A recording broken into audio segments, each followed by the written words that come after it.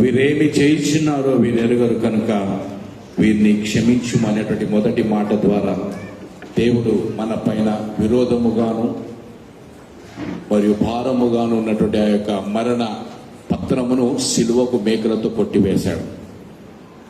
Now we are sinless, పాపము లేనిటి వారమై ఉన్నాం. అయితే క్షమాపణ ఆ యొక్క సిలువ సన్నిధిలో నుండి పొందుకున్నాం కనుక ఇక మీదట నేను తెలుసో తెలియకో పాపము చేయకుండానట్టు నన్ను సిద్ధపరచుకోవడానికి పరిశుద్ధాత్మ దేవుని యొక్క కృప సహాయం నాకు దయచేయి ప్రభా అని ఈరోజు మనము దేవుని యొక్క పరిశుద్ధ సహవాసంలో ఉన్నటువంటి మనము అర్జీ ఒక విన్నపం పెట్టుకోవాలి. ఎందుకంటే దేవుని దగ్గర పశ్చాత్తాపంతో ఎప్పుడైతే మనం ఆ యొక్క పాప విమోచన కొరకు మనము ప్రాధేయపడి మనం అడుగుతామో అప్పటి వరకు నీవు చేసేటువంటి గత పాపముల నుండి నువ్వు విడుదల పొందుకుంటావు.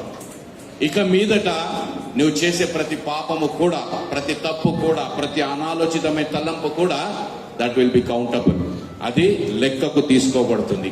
ఈరోజు నువ్వు ఏ స్థితిలో ఉన్నా, ఏ పరిస్థితిలో ఉన్నా, రేపటి నుండి మరుక్షణము నుండి నీ యొక్క స్థితి, నీ యొక్క పరిస్థితి మార్చబడాలి.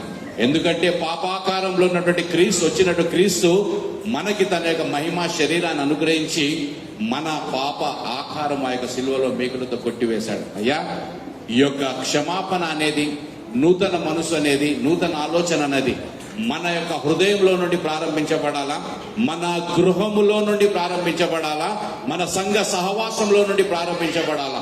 ఆ యొక్క క్షమాపణ గుణం అనేది మనము చెప్పటము మాత్రము, వినడం మాత్రము కాదు, అనుసరించి పాటించాల్సిన ధర్మము మరియు ఆ యొక్క ఆజ్ఞ మనకు ఇవ్వబడ్డది కనుక చక్కటి ఆ యొక్క వాక్యాన్ని అందించినటువంటి ఉదయ్ భాను గారికి సంఘ పక్షమున, మా యొక్క సంఘ పక్షమున, కమిటీ పక్షమున మా నిండైన వందనాలు.